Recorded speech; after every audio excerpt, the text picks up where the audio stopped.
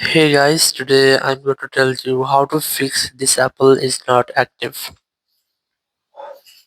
If you are using the iPhone or iPad and you face an issue that you get a pop-up message, this Apple ID is not active, so let's see how can you fix that issue. So the very first, there are some minor set up properties. You just have to open settings, go for general, go for VPN device management, and you have to make sure that you're not connected to any VPN.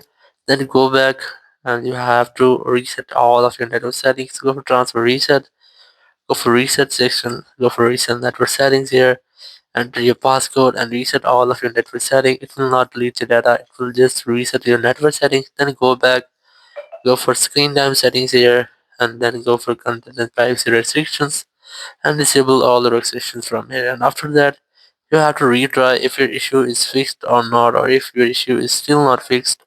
So you just have to open your Apple Support app here,